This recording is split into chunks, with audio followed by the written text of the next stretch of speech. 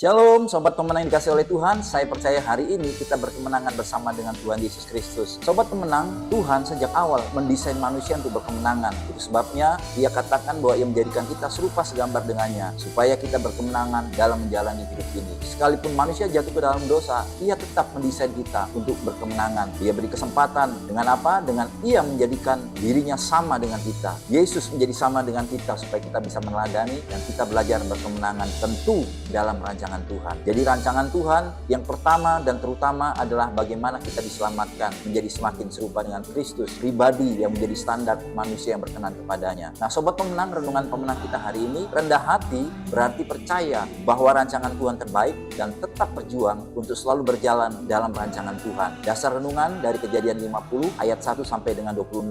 Lalu inti renungan kita hari ini, hanya orang yang mengutamakan rancangan Tuhan dan tetap berjalan dalam jalan Tuhan yang akan menikmati rancangan Tuhan dalam hidupnya. Nah, sobat pemenang, untuk mendalami renungan kita hari ini ada 3 pertanyaan penting yang perlu kita jawab hari ini. Yang pertama, apakah saat ini kita cukup rendah hati di hadapan Tuhan sehingga kita tetap percaya bahwa rancangan Tuhan adalah terbaik dalam semua hal yang kita hadapi? Lalu yang kedua, apakah saat ini rancangan kita lebih hebat dari rancangan Tuhan? Lalu yang ketiga, bagaimana cara kita memastikan agar kita tetap dalam rancangan Tuhan dan dalam jalan Tuhan? Nah, sobat pemenang, mari kita responi renungan hari ini dengan rendah hati. Kita berdoa secara pribadi. Tuhan, aku perlu roh-Mu, mampukan aku untuk menyelaraskan rancanganku dengan rancangan-Mu, dan jadilah kehendak-Mu dalam semua peristiwa hidup yang aku alami. Lalu pokok doa syafaat kita hari ini, kita berdoa bagi NKRI agar dengan kasih Kristus tetap menjadi rumah yang nyaman bagi rakyat, tidak ada diskriminasi karena suku maupun karena agama. Nah, sobat pemenang, mari kita responi, kita hormati, kita hargai perintah